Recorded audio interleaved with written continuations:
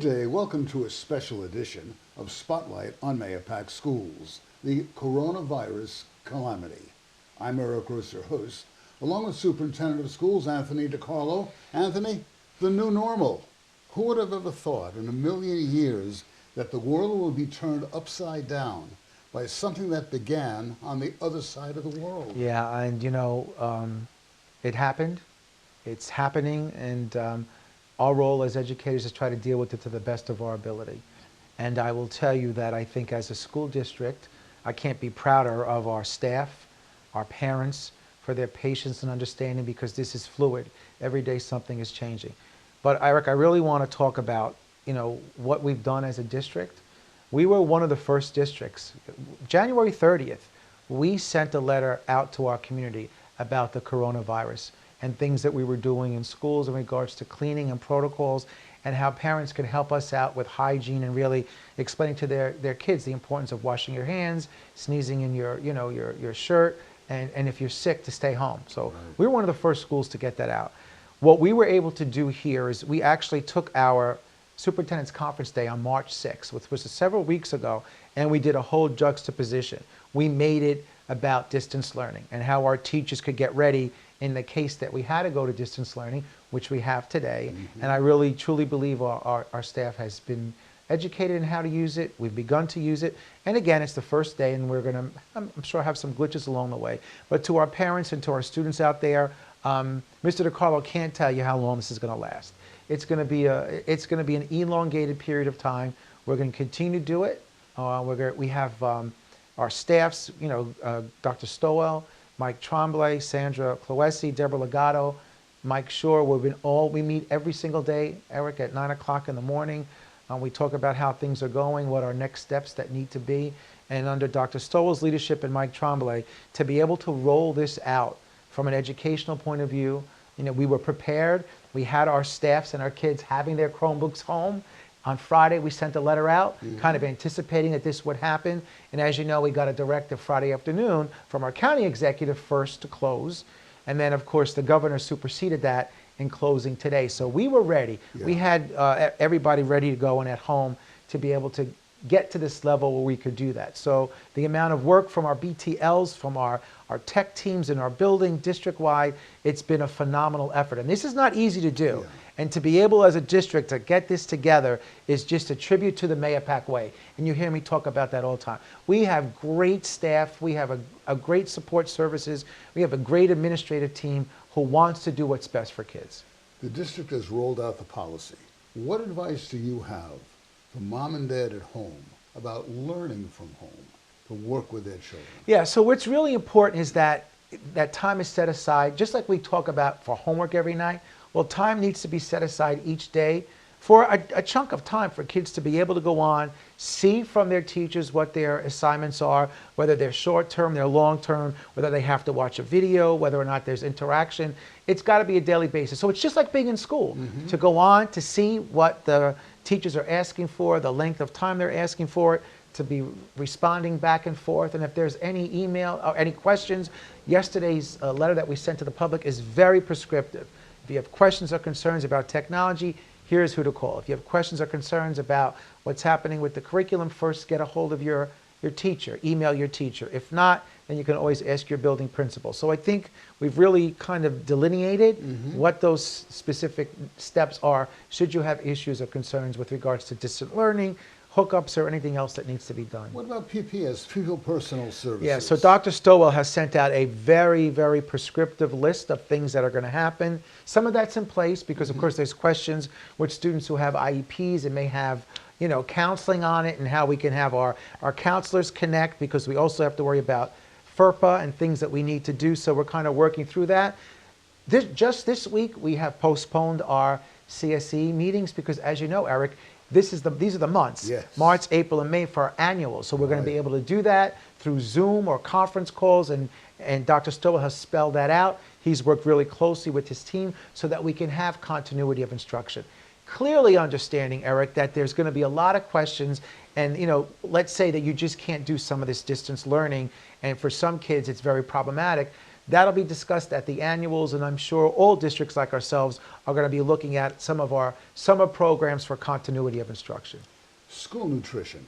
Many children in the Mahopac schools, the school districts around the state, they get a hot meal in the Mahopac school district for lunch. They get a breakfast, free and reduced breakfast. What do you tell the folks out there now who need this? Yeah, so we here at the Mahopac Central School District, we offer free and reduced lunch. We do not offer breakfast. So we're going to continue to do that. Okay. So Sandra Cloesi will be sending out and working with our staff to find out how many of those students who qualify for free and reduced lunch would want to come in and pick up a grab and go. And so tentatively how it's scheduled, and again, we'll send out future correspondence if it's changed. It looks like it's going to be Mondays as a pickup for lunch, and it'll be at the high school from 11 to 1. So Mondays you can get your lunch for Monday and Tuesday, and then come back on Wednesday and then get your lunch for Wednesday, Thursday, and Friday. So we're looking at, grab and goes on Mondays and Wednesdays from 11 to 1 at Mahopac High School. You'll go into the circle. There'll be somebody to give you your lunches and your bags, and then you can pull off. Will these people have to identify themselves? No, so they're, again, we'll kind of have a roster and be able to check it off. Okay. But that's an important piece. Yes, we want to continue that continuity moving forward. Childcare. Many parents have to work, aren't working. What do you do with Johnny and Billy and Susie? So the directive from the state is to offer it to first responders. And so what we're doing is in the process of sending a survey out to the entire district. It'll probably go out sometime tomorrow. This is Wednesday, March 18th that we're filming this. Yes. There'll something be going out tomorrow as a survey to those parents who are both first responders. If they're in need of childcare, we'll be setting something up, most likely at the fall school, the hours to be determined, and we're working through that to try to be as cooperative as possible with first responders that may live in the community who will need those childcare services. Very important. Yeah, it is very important, and this has put, as you know, a lot of pressure on a lot of people because, Eric, it's social distancing. Yeah. You cannot continue to have the normal kind of programs that we do because of social distancing, and so that's the reason for it. And if we are able to have it and we have enough parents who need it, they'll be in specific rooms with a limited amount of adults and children, and we will provide those spaces for them. Anthony talks about social distancing. Social media is just reducing and increasing and causing all kinds of problems. So Eric, false information. Yeah, that's a great point. And we put this, there was a little bit of a blurb that I put in my correspondence yesterday, and we talk about this. The purpose of social distancing is not having people then, during the school day or weekend, socially gather together at somebody's house or at a specific location. As you know, more and more we're getting restaurants and bars to close down just for that purpose. Yes. I know it's difficult for an adolescent to stay still and not want to socialize with friends. And I'm not saying that can't happen, but it's got to be minimized because otherwise all this work that we're doing is going to be for naught. So really that social distancing is extremely, extremely important.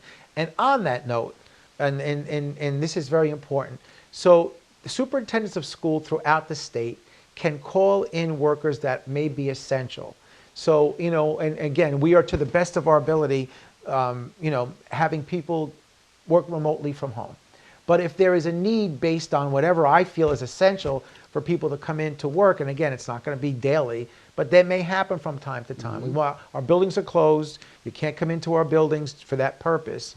But we may, because we have to run business office. We have to do certain things to get bills paid, to get people paid. So, if there is a need for people to come in because they are essential to the operation, we may have to do that along the way. And Eric, it's every 2 weeks. As you know, right now, the governor has said this order is in play until April 1st. Right. I believe what he will do is he's not going to wait till the night before. Right. We'll get some guidance before that as to what the next steps are going to be. So then that leads into, okay, schools are closed. Well, Mr. DeCarlo, what does that mean moving forward with activities, extracurricular, sports, and the like? So currently, Section 1 has a waiting to the end of March to see what's going to happen with sports. If they will continue, when they will continue, and what that looks like. What does that mean? You have so many different sections, like we're Section 1, that have already put out their pieces that we're not going to have anything till the end of April, who's to the middle of April, who's to the beginning of May. So the state auspices, the New York State Physical Education and Sports Association meets and has conference calls every Sunday. So as of now, there are no sporting activities. We're going to find out where we go every 2 weeks, and then we'll update, our athletic director, Frank Mealy. So I don't have an answer about that right now, whether or not we're going to have a shortened season, whether we're going to have a season at all, and I don't want to project what can or can't happen. As far as our own internal events that go on and extracurricular activities, I know people are asking questions about plays, about concerts. As of now, everything is on hold. What we hope to do, if we do get back to school, is to see where we can, at either the possibility at the end of May or June, be able to move some of the events. Some of them we can move and some of them we can't, depending on what the specific activity may or may not be. I know there's a lot of concern out there about junior prom and senior prom. Junior prom we can move back to May for certain dates through the Villa Barone, and I know that Dr. Lawrence has spoke with them if we're back in May. The senior prom night is now in June. That's still on, again, depending how fluidly these things happen and evolve. Well, the governor said today at a news briefing, he's talking about 45 days out before the season peaks in New York State. So we're talking about May now, and then it has to start on the download side. And then again, but it's all conjecture, and that's part of the struggle that we have, I think, as society and as schools, because there's so many mixed messages, right, that are going on. So that's why we have to take this for right now in 2-week intervals to see what the directives are from the governor. But in all the correspondence, Eric, I said to parents, you have to really plan for extended closure. Sure. And so as far as what has to happen with students and children and the like, I mean, I think what we're hearing is a lot of businesses are allowing parents to work from home. Yes. So I think that's somewhat helpful. But again, you said this is new ground for the world, not just the United States of America. And I think as much as we can have continuity of instruction every day for 5 days to the best of our ability, that's what we'll continue to do. Right now, the questions are coming up about APs, SATs, ACTs, regions. Right now, everything is planned to be happening the way it is. If things change, of course, myself or my administrative team will be networking throughout the state and in the region and the country as to what's going to happen with ACTs, SATs, and Regents exam.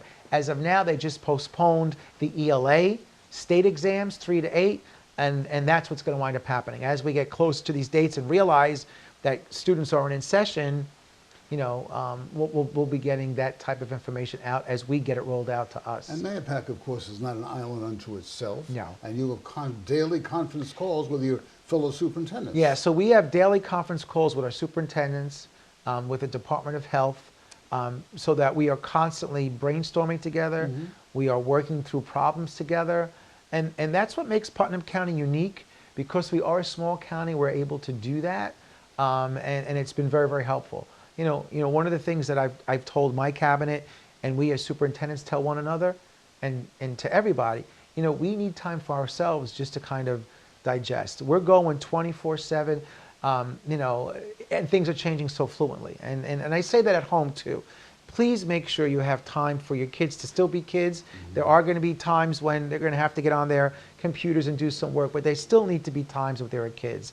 We don't want to stress kids out. We don't want to stress the world out, because this is so much of the unknown.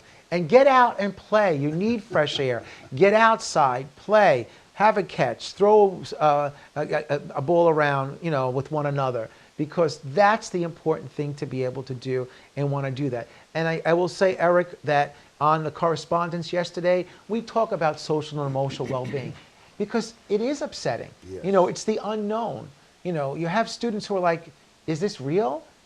I'm not going to be in school, or some of these events or things that I thought I was going to have as a part of my senior experience or junior experience. So as those social emotional things happen, please feel free to call counselors, the schools, social workers. We have on yesterday's correspondence those links that you can email in and have those conversations. We're here to be supportive, because we know these are not easy times. Good news for a change, some outstanding news for a change in Mayapack. We're talking about the project. Yeah, so we got our initial phase okayed by the state last week, which is our roofing projects over this summer and our stadium lights. We're going to be opening bids next week, and we're cautiously optimistic that they're going to come in pretty well. We're hoping. So we've begun, yeah. So this is great news, and then believe it or not, once that starts up, now we're going to be getting our next phase for approval in, which is basically the campus up at the high school for next summer, the summer of 2021. We're talking about all those renovations inside the building. Mm-hmm. We're talking about the 2 new turf fields. So it's just one cycle after another. And so those things don't stop. So, it's important for everybody to understand we're in this mode that we're in with the coronavirus and having to deal with that, but everything else still continues to go on. One of the big questions now, Eric, is what's going to happen with the state budget? Is it just going to be a rollover budget? And for us, that's not good, because that means that monies we're going to have to pay back. So we're really, really working hard behind the scenes. I want to take time to thank the Board of Education. They've been very, very cooperative, whatever we need to be able to do and what we have to do. They understand these are difficult times for our community, for our school system, and they've been very, very cooperative. I update the president, Leslie Mancuso, every night as to things that are happening, and it's been a collective effort. So the news is out there. How are you going to continue to update the community on a weekly basis? Yeah, and that's a great point, Eric, because to start putting things out every single day, it becomes very difficult to follow. It becomes white noise, and we want people to get information that's pertinent as we go on. So we're looking at a schedule of probably Fridays and Tuesdays, unless something breaks immediately, but kind of summarizing the week and what's happening over the weekend and things that can be done, and then the following Tuesday as an update to what's happening. That's not set in stone, but that's pretty much, I think, what our correspondence cycle will be. Understanding if something changes, we will always let parents know. The other thing is, please be patient. There are so many districts doing the same thing, and I know yesterday was some concern. I didn't get it. The system has to spool out, and if the system has a confluence or congruence of other districts around the country doing it, sometimes you may get that text first before you get the email, or you may get the email first before the text, or you may get the robocall. So we're trying to make sure that at least if people know on Fridays to go and look, and then they'll have a better understanding of how things are going on. But basically understanding that this is fluent and things are changing every single day, and if there's something really important that needs to go out there, it will. We work hard. Maria Slippin, who is our PR person, is, I know, always sending things out, not through School Messenger, but through media and through Facebook and Twitter. And I know our principals are doing that. I know she sent something out this week. Actually, we didn't even know it. While we're in the room kind of brainstorming, she sent out the kind of work that's going on behind the scenes. So I need parents to understand it's fluid, to be patient, that we're going to, I think, be able to get through it. What that length of time is, I don't know, but we're here to work. We want your students to continue to get to their education every single day to the best of our ability, and I want you to know that we're in good hands. Our administrator, our teams, but most importantly, our faculty has been absolutely awesome. Kudos to the Mayapack teachers and what they do each and every day and stepping up and doing what has to be done. I think we're very blessed to live in a great community with great people, parents and teachers who want what's best for kids, and it's in times like this that you see that come to the forefront. As they say, stay tuned. We'll be back with another update once new information is available. For Superintendent of Schools Anthony DiCarlo, I'm Eric Gross. We thank you, Stash, for your able assistance. You've been watching a special edition of Spotlight on Mayapack Schools. Until next time, bye-bye now. For more information, please visit our website, www.mayapack.k12.ny.us.